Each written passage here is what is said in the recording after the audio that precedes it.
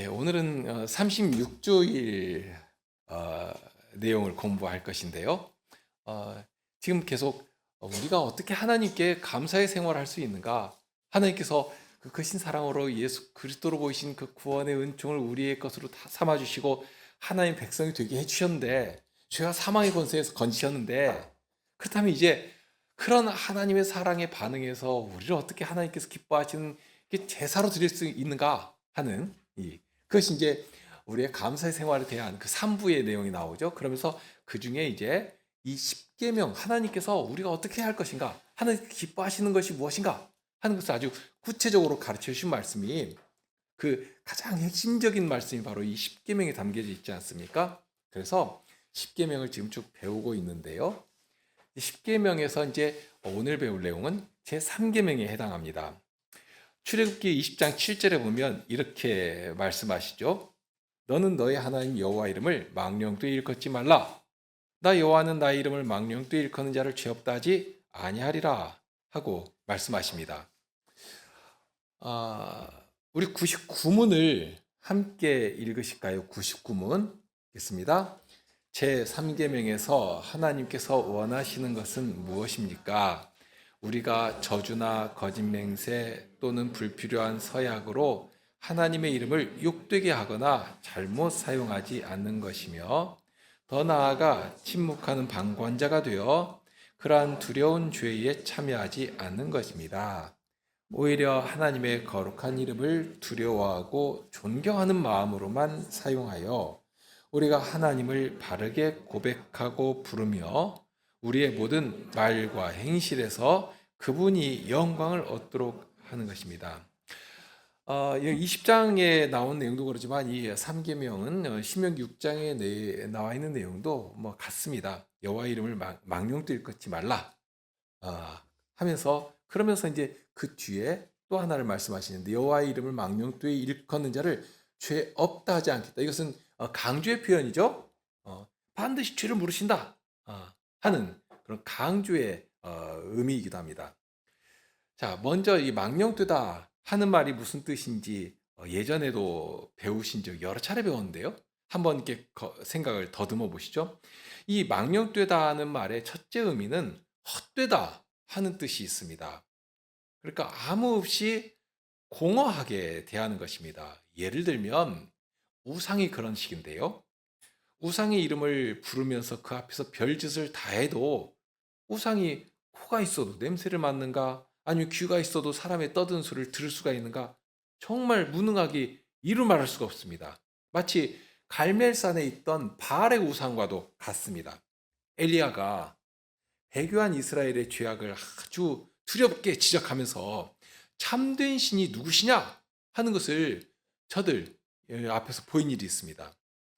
엘리야의 어떤 슬픔, 괴로움, 이 의분이라고 하는 것, 이것이 얼마나 컸을지 우리가 참 상상하기가 어려운데요. 그래서 이스라엘 백성들 앞에서 외친 말이 있지 않습니까?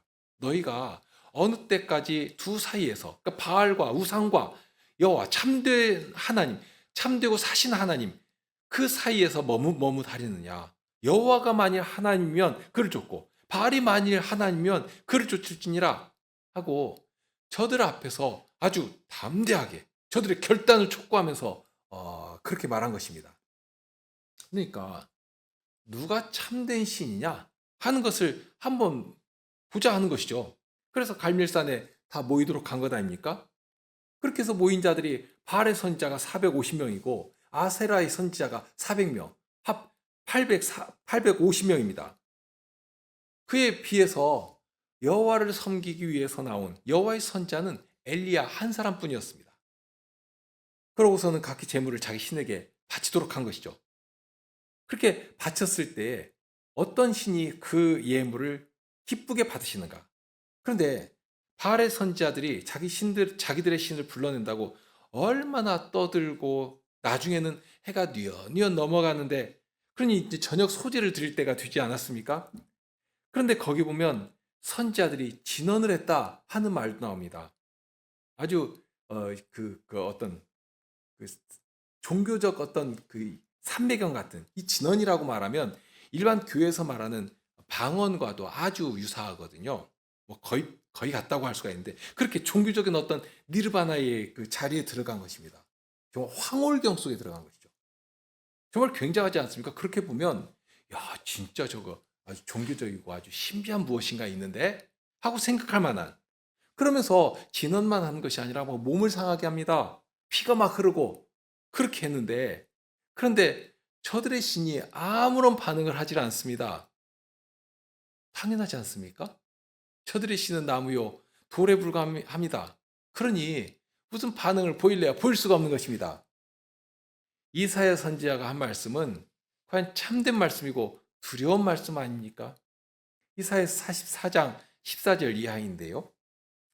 그는 혹 백향목을 베이며 혹 디르사 나무와 상수리 나무를 취하여 혹 삼림 중에 자기를 위하여 한 나무를 택하여 혹 나무를 심고 비에 자라기도 하나니 이렇게 하는 것이죠. 무릇 이 나무는 사람이 화목을 땔감으로 삼는 것이오늘 그가 그것을 가지고 자기 몸을 덮기도 하고 그것으로 불을 피워서 떡을 굽기도 하고 그런데 그것으로 신상을 만들어 숭배하며 우상을 만들고 그 앞에 부복하기도 하는구나.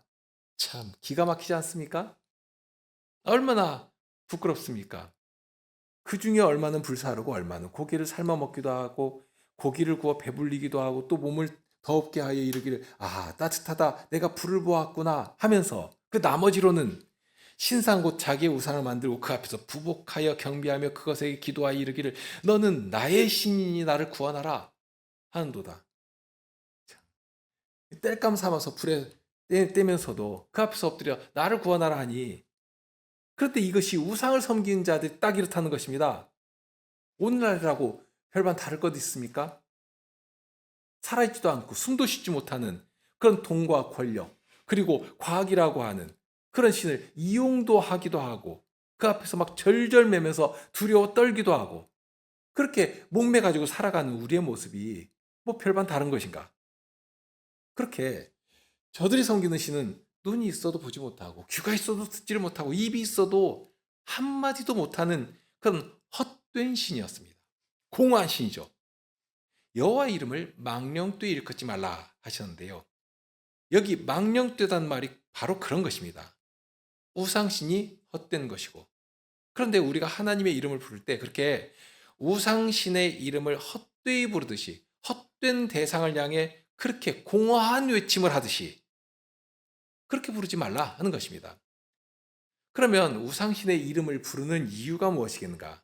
지난번에 예레미야서에 기록된 그 하늘 여신에 대한 이야기도 말씀드렸습니다만 이 이스라엘 백성들이 하늘 여신에게 분향하는 이유가 있었지 않습니까? 자기들이 원하는 인생 행복이 거기 있구나. 이 여신만이 줄 수 있겠구나. 하고 생각하니까 그러니 그거 준다면 누구라도 섬기고 나가겠다 하는 태도가 있는 것입니다. 내 행복을 쥐어주기만 하면 무엇이라도 섬기겠다 하는. 그러니까 하나님께서 이들에게 베풀어 주신 은혜가 이루 말할 수가 없지 않습니까? 그런데 그것을 당연한 자기 것으로, 자기 권리로 생각하고 그 위에다가 자기 행복을 쌓기 위해서 필요하면 하나님도 섬기고 또 필요하면 얼마든지 하늘 여신도 섬기고 그렇게 살아가는 것입니다. 그러니까 여기 여호와의 이름을 망령되이 부른다는 것은 그렇게 하늘 여신 섬기듯이 여호와의 이름도 부른다 하는 그런 의미가 있는 것입니다. 둘째로 이 망령되다 하는 말은 거짓되다 하는 뜻이 있습니다. 99문에 보면 우리가 저주나 거짓 맹세 또는 불필요한 서약으로 하나님의 이름을 욕되게 하거나 잘못 사용하지 않는 것을 가르쳤는데요. 여기 거짓 맹세라고 하는 것이 이 망령되다 하는 말의 대표적인 뜻입니다. 이 거짓 맹세에 대해서는 우리가 37주에 가면, 그러니까 다음 주에 가면 좀 더 집중적으로 배우게 될 것인데요. 그러면 거짓되게 부른다 하는 뜻이라고 했는데 사람들이 거짓말을 하는 이유가 무엇일까? 거짓말도 이렇게 색깔로 표현하는 것이 많지 않습니까? 하얀 거짓말, 붉은 새빨간 거짓말, 또는 뭐 파란 거짓말. 이게 다양하게 색깔을 칠하기도 하는데요. 하얀 거짓말은 이제 거기에 악의가 없는 그런 거짓말을 말하죠. 이제 빨간 거짓말은 대표적으로 아주 악질적이고 속여서 빼앗으려고 죽이려고 하는 그런 거짓말을 말하기도 합니다. 그런데 혹시 양치기 소년의 이야기를 잘 아시죠?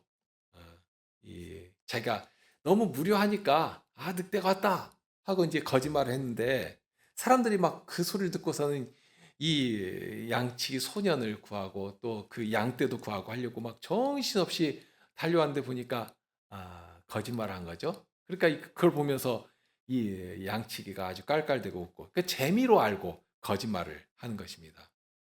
이런 것도 거짓말이라 할 수 있는 거죠. 그러니까 잘못된 일, 허물이나 부끄러운 일이나 혹은 어떤 이익이 되는 자기 즐거움을 위해서 이렇게 자기의 본심과 속마음은 싹 감추고서는 겉으로는 이걸 숨기기 위해서 무엇인가 이렇게 치장하면서 말하는 것입니다.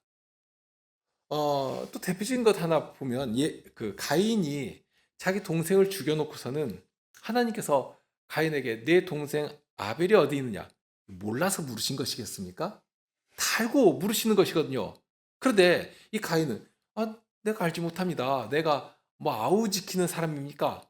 아주 이 말에서 얼마나 정말 도전적이고 건방지기가 이루 말할 수 없는 그런 태도를 볼 수가 있지 않습니까? 그런데 그러면 그가 한 말이 참말인가? 대표적인 거짓말이죠. 대표적인 거짓말. 그러면 가인이 무엇 때문에 거짓말을 했겠는가? 자기 잘못이 들통날까 봐서 하나님께 혼이 날 것을 무서워하니까 자기가 지은 죄는 하늘에 닿아 있고 동생을 지금 죽였지 않습니까? 그런데 자기 혼나는 것은 굉장히 무섭고 적당히 덮어버릴 수 있을 것이라고 생각하고 그렇게 거짓말을 한 것입니다. 또 아합의 아내 이세벨이 아합이 탐내는 나봇의 포도밭을 주겠다고 이세벨이 비류, 이게 불량자들을 사가지고 나봇을 죽이기 위해서 거짓말을 하도록 했지 않습니까? 그럼 무엇 때문에 거짓말을 하도록 한 것인가? 그러니까 그 앞에 포도원을 자기가 차지하겠다고 그 거짓말을 한 것입니다. 그런데 이 거짓말은 단순히 그냥 거짓말로 끝난 것이 아니라 나봇을 죽여버렸지 않습니까? 그 거짓말만이 아니라 살인죄까지 거기에 더한 것입니다. 그렇게 해서 그의 가산까지라도 목숨을 빼앗더니 가산도 다 빼앗고 그런 식으로 자기 욕심을 채우기 위해서 정말 끝없이 채워가는 것이죠. 그러니까 그것을 좀 달리 말하면 자기 즐거움 또는 자기 인생 행복을 위해서 그렇게 거짓말을 한 것입니다. 느헤미야에서도 이제 보면 예루살렘 성벽이 이렇게 완성되어 가니까 이것을 대단히 당황스럽게 여기고 방해 공작을 더 치밀하게 하는데 심지어 이 원수들이 선지자를 매수를 합니다. 그러고서는 이 느헤미야를 이렇게 공경에 빠뜨리려고 하는데요. 그러니까 지금 도비아나 산발렛 같은 사람들이 이렇게 늘 공격하니까 이 선지자를 시켜가지고 무슨 말을 하도록 했냐면 이 사람들이 당신을 죽이려고 하니까 당장에 가장 안전한 곳 성전으로 우리 숨어 들어갑시다 하고 한 것입니다. 그러니까 성전에 들어가면 하나님께서 지켜주실 것 아닙니까? 그리고 하나님만을 의지하는 명확한 태도가 거기 보이지 않습니까? 그러니 가자고 한 것입니다. 그런데 실은 거기에 올무가 있거든요. 이 성전은 아무나 들어갈 수 없습니다. 오로지 구별된 자만 들어갈 수 있는 곳이었습니다. 그런데 그런 것을 이 선지자가 하나님의 이름을 빙자해서 느헤미야를 무너뜨리기 위해서 그러니까 성전에 들어가면 안 되는 그런 사람에게 가서 우리 함께 성전에 숨어 들어갑시다 하고 말을 한 것입니다. 하나님의 이름을 이용한 것이죠. 그러니까 자기 좀 뇌물을 받고서 행복을 위해서 자기 원하는 것을 차지하겠다고 그렇게 하나님의 이름을 이용한 것입니다. 이런 죄를 하나님께서 아주 미워하신다고 그랬죠. 죄 없다 하지 않겠다. 반드시 죄를 찾아 물을 것이다 하는 것입니다. 자, 세 번째로는 이 망령되다는 말이 좀 가볍다 하는 의미가 있습니다. 이것은 우리가 놓치기 쉬운 표현인데요. 99문의 마지막에 보면 우리의 모든 말과 행실에서 그분이 영광을 얻도록 하는 것입니다. 그러니까 하나님의 영광을 얻도록 한다 하는 반대 말이 바로 하나님을 망령되게 한다 하는 말입니다. 그 가치에 합당하게 존귀하게 무겁게 대해야 하는데 그것과 반대로 아주 가볍게 무시하고 그만한 가치를 두지 않는 것입니다. 사람들도 좀 그런 게 있습니다. 뭐 어른들도 그렇지만 아이들도 누군가 나를 무시하면 막 자존심이 상하고 기분이 나빠지죠. 나를 이렇게 무시하는가? 나를 이렇게 몰라주는가? 실은 가진 것도 없으면서 그렇게 자기를 이렇게 나타내고 자랑하려고 하는 것이 우리 막 속에 있습니다. 이것이 이제 개인에게는 그냥 기분 나쁜 정도로 끝낼 수 있지만, 그런데 마땅히 존중하고 정말 존귀하게 대해야 할 그런 주인공 같은 어른을 뵙지를 못하고 그 자리에서 그 사람을 그냥 지나가는 손님처럼 또는 뜨내기 어떤 지나간 사람처럼 그렇게 대해버렸다면 어떻게 되겠는가? 모르면 모르지만 알게 되면 정말 그 앞에 가가지고 제가 어른을 알아뵙지를 못했습니다. 참 제가 알아뵙지를 못하고 큰 결례를 범했습니다. 다시는 그런 일이 없도록 하겠습니다. 그러니 용서해 주십시오 하고 머리라도 막 조아리면서 그렇게 구할 것 아닙니까? 인생의 경우에도 그런 일이 있다는 말씀입니다. 하물며 하나님을 그런 식으로 대했다면 어떻겠습니까? 하나님께 올려야 할 합당한 그런 존중, 그런 사랑, 그런 순종 이런 것을 하나님께 합당하게 드리질 않고서 무슨 다른 피조물 대하듯이 그냥 사람 대하듯이 그렇게 대해버리 버렸다면 그럼 어떻게 되겠는가 하는 것입니다.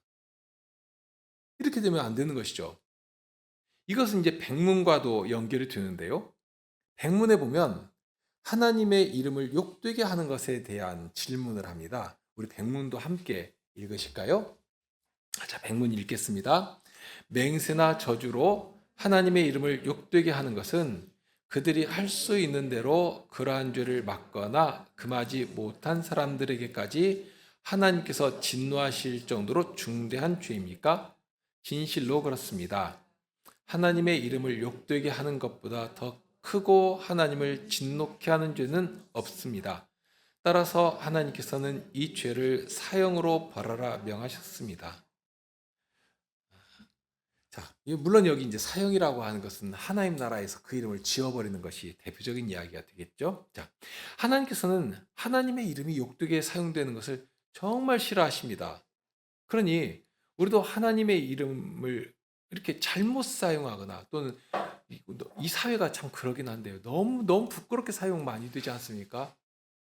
사람들은 그렇다 치더라도 믿는 사람들은 하나님의 이름을 정말 농담의 소재로도 삼으면 안 됩니다. 우리가 하나님의 이름을 존귀히 여기고 하나님의 이름을 두렵게 사용해야지 다른 사람도 적어도 이 사람은 하나님의 이름을 참 두렵게 여기는구나 하고 생각할 것 아닙니까? 그러니까 이런 것들 우리가 삶에서 정말 드러낼 수 있고 교정할 수 있는 그런 일들이겠죠?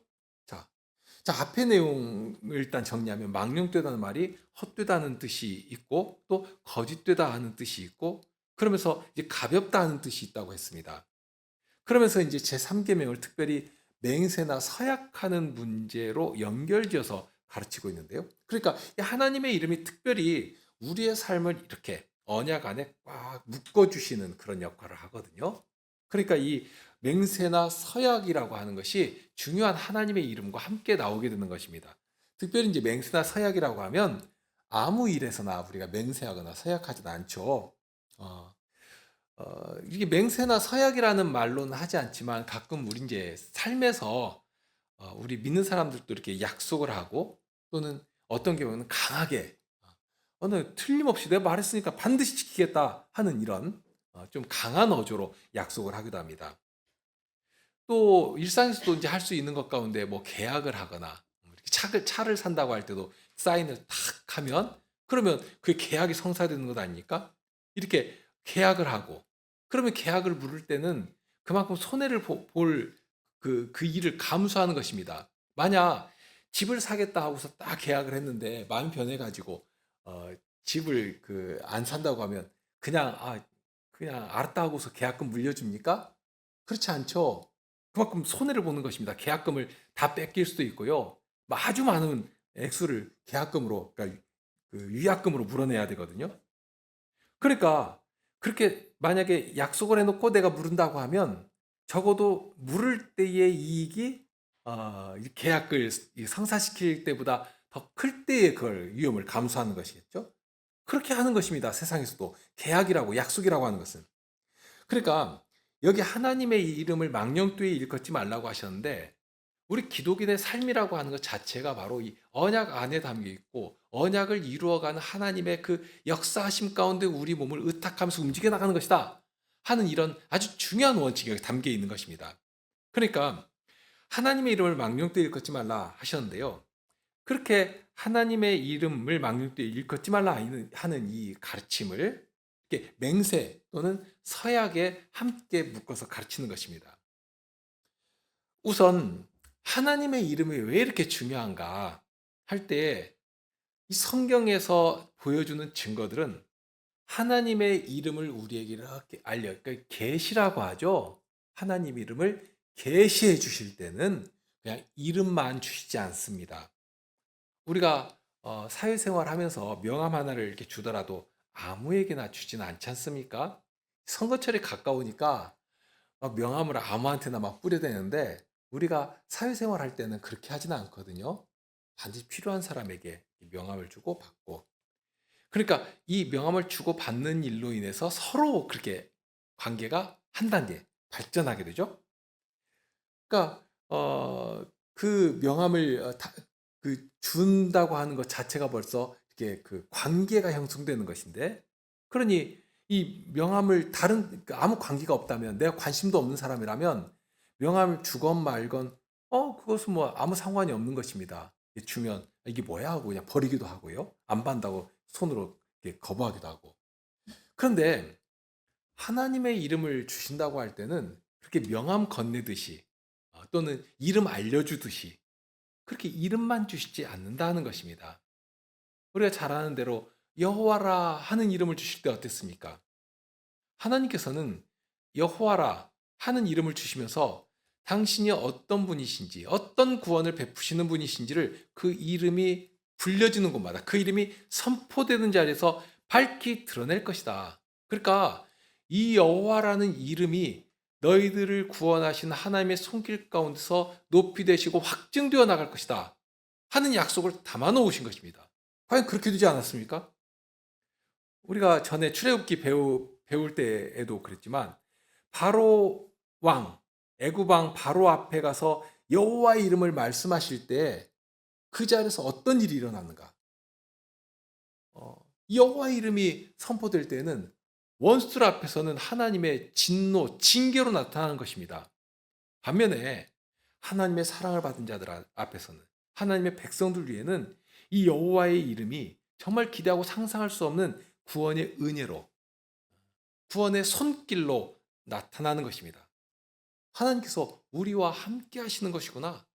정말 하나님께서 우리를 이렇게 사랑으로 감싸 안으시는 것이구나. 마치 암탉이 자기 새끼를 품에 안는 것처럼 이렇게 여호와 이름이 우리를 감싸 안으시는 것이구나 하는 사실을 눈으로 목격하고 느낄 수 있도록 해주신다는 것입니다.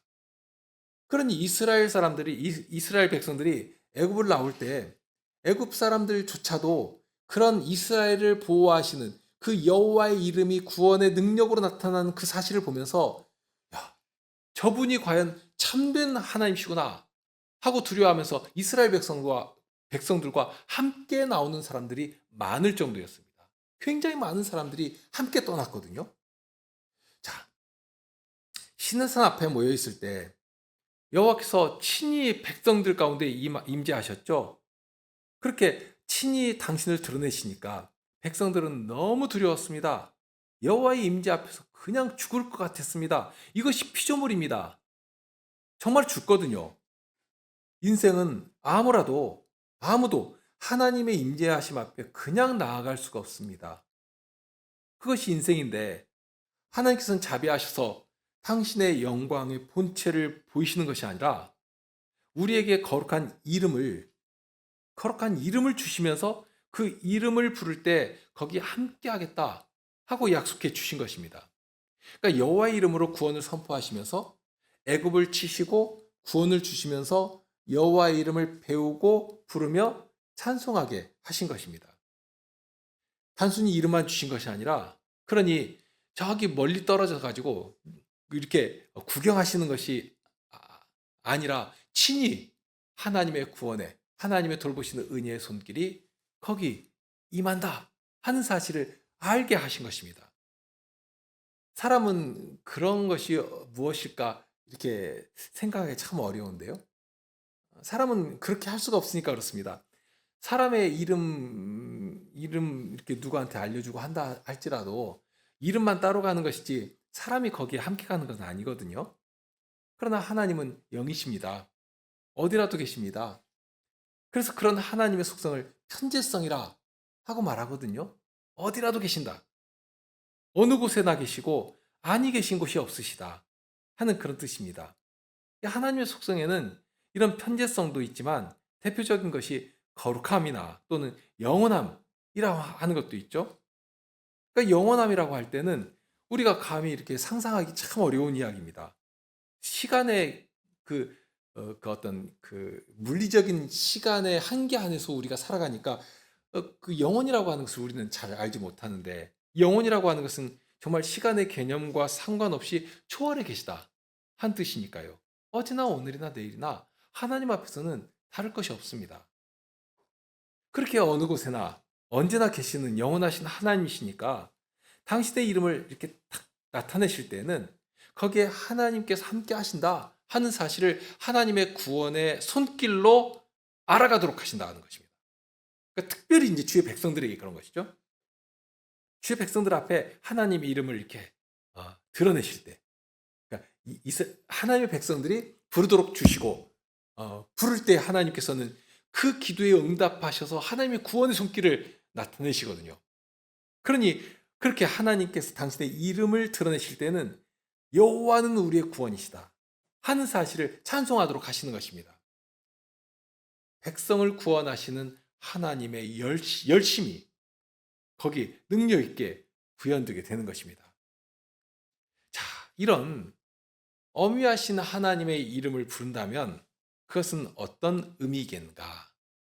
하나님의 이름이 불려지는 그 자리에 하나님께서 친히 함께 하시면서 주의 백성들과 사귐을 나누시는 것입니다.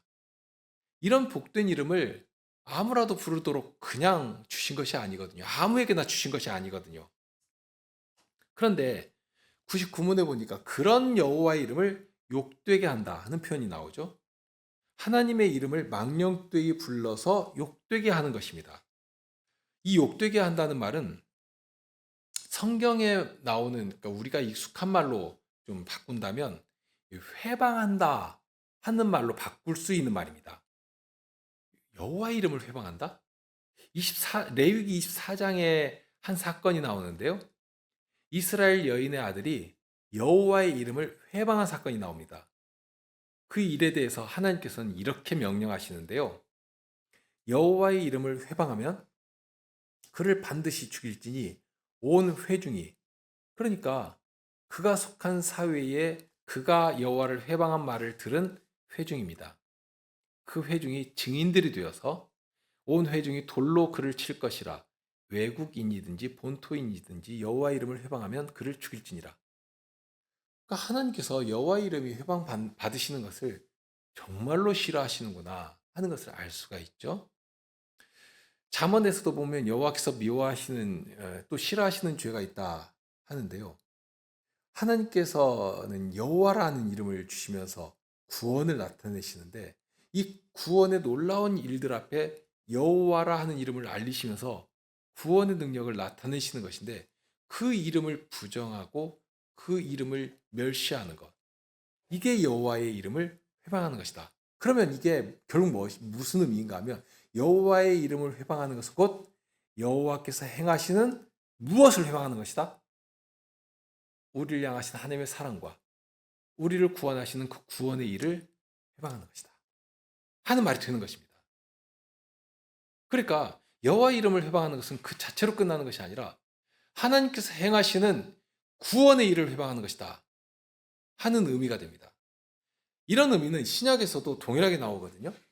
마태복음 12장에 보면 성신을 회방하는 죄에 대해서 말씀하십니다. 예수님께서 성신의 능력으로 귀신을 쫓아내십니다. 그러니 사람들의 이목이 예수님을 향하게 되죠. 정말 이분이 하나님께서 약속하신 그분, 다윗의 자손이 아니시겠는가 하고서 예수님을 향해서 그 이스라엘 백성들의 눈이 이렇게 이목이 집중된 것입니다. 이렇게 되니까 바리새인들이 시기를 합니다. 저러면 안 되는데 우리를 봐야지 왜 예수를 보는가? 이렇게 한 것이죠. 그러면서 예수님을 향한 관심을 떼어내기 위해서 악한 논리로 예수님을 폄훼합니다. 예수가 행하는 저 기적은 하나님께로부터 나오는 기적이 아니다.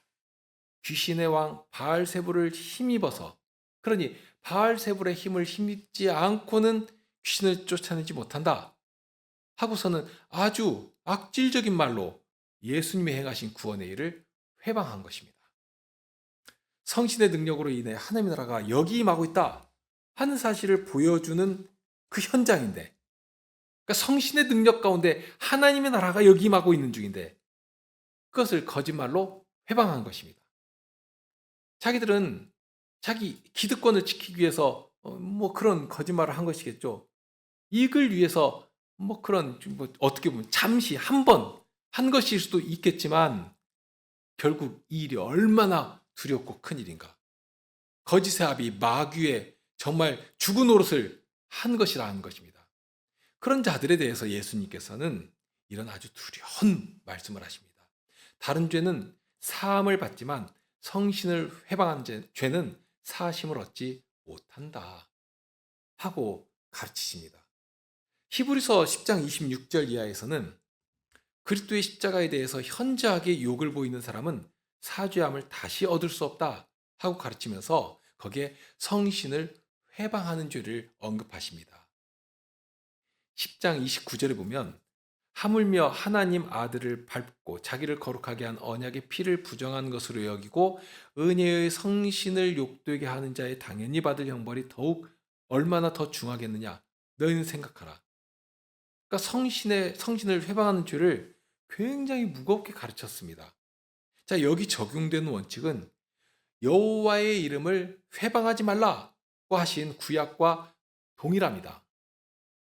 예수님께서 하나님의 언약을 다 이루시면서 이제 완전케 하실 그 구원의 일을 누구를 통해 신약 백성들에게 적용하실 것인가 하면 바로 예수님께서 보내실 예수님의 영이신 성신님을 통해서 그 일을 하실 것입니다.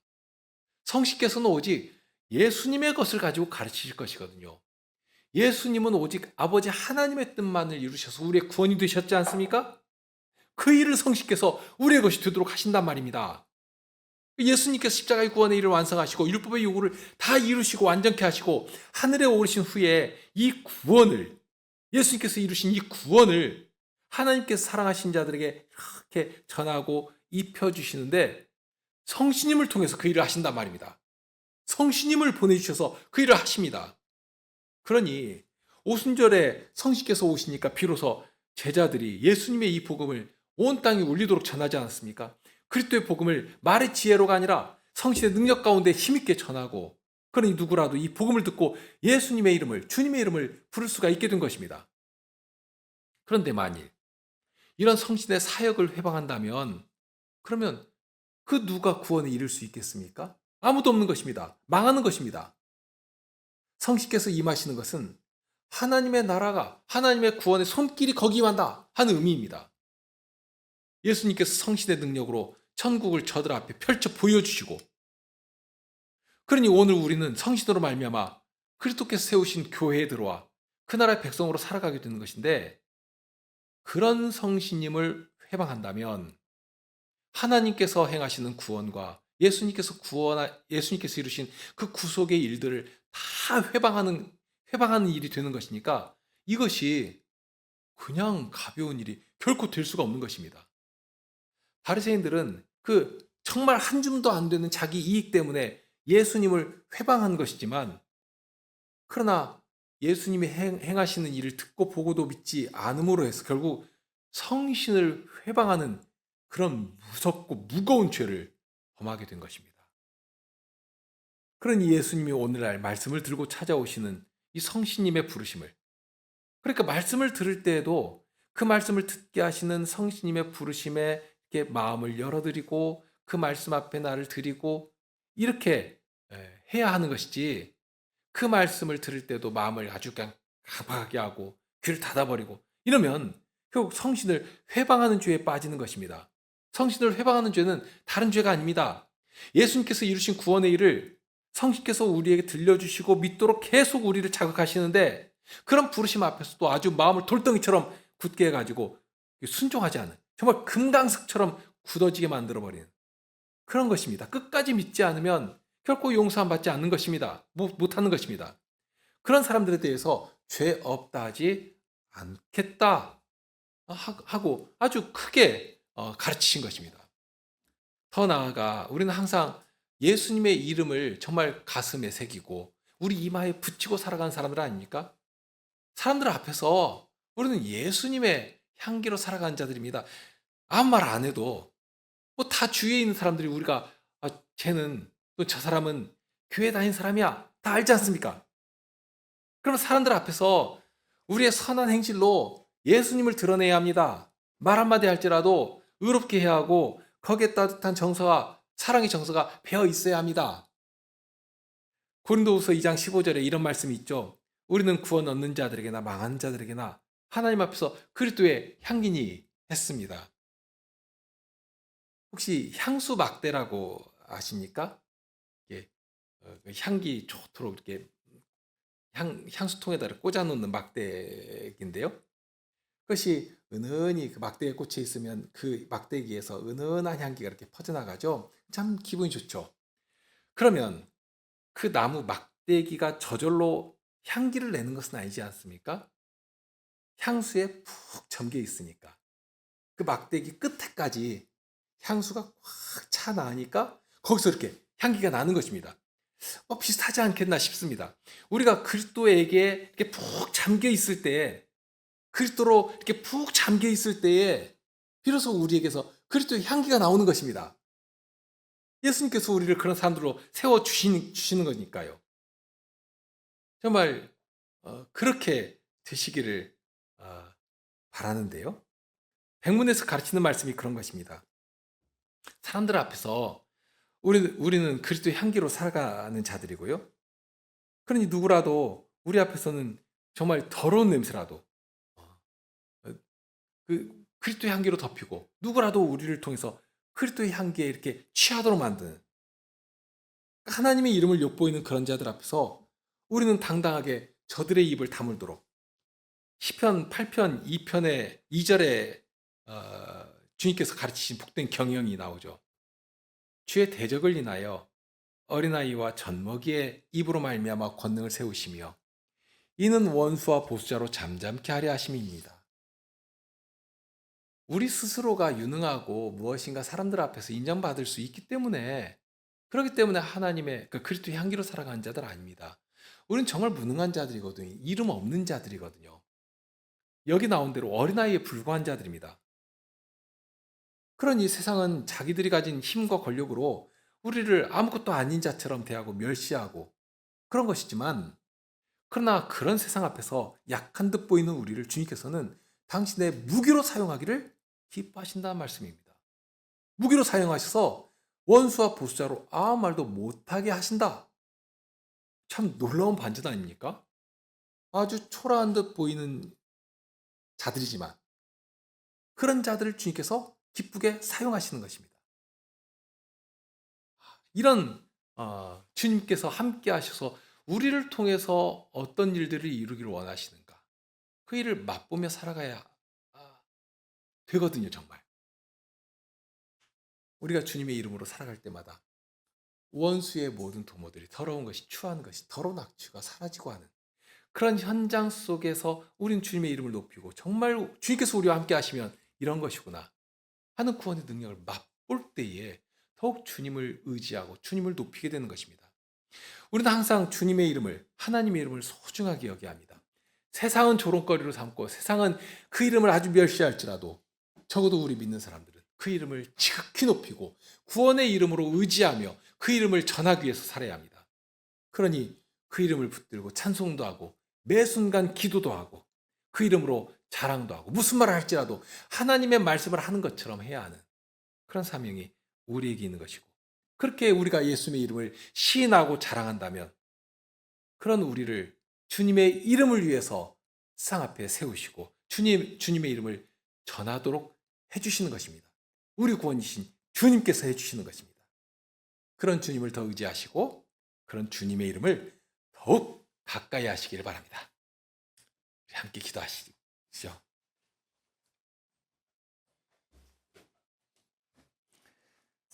저희 같은 자들이 어찌 주님의 이름을 합당히 높이며 온 세상 앞에 주님의 이름을 자랑할 수 있을 것입니까? 스스로 보아도 부끄럽고 내놓을 것이 없는 그런 미미한 자들이고, 그런데 주께서는 오히려 세상을 오가시는 권능으로 저희의 길을 여시고, 그러니 자신을 의지하지 않는 주의 백성들의 순종을 통해 오로지 주님의 이름만을 높이며 자랑하도록 하십니다. 그러니 저희의 이 약함이 오히려 은혜가 되고 주님의 찬송의 주제가 되도록 하십니다. 주님, 다만 그럴지라도 저희는 참으로 약하여서 그렇게 주님의 이름이라도 인생의 행복을 위해 이용하려고 하는, 그리고 자기를 자랑하고 높이려고 하는 그런 어리석은 생각에, 그런 유혹 앞에 늘 넘어지는 자들이고, 그런데 그런 저희에게 이런 말씀을 들려주십니다. 이 말씀을 따라 결코 인생을 자랑하는 것이 없이 어디서라도 오로지 주님의 이름만을, 그 구원을 주시는 주님의 이름만을 의지하며 자랑하며 전하는 저희가 되게 하여 주시옵소서. 우리 주님 예수 그리스도 이름으로 기도드립니다. 아멘.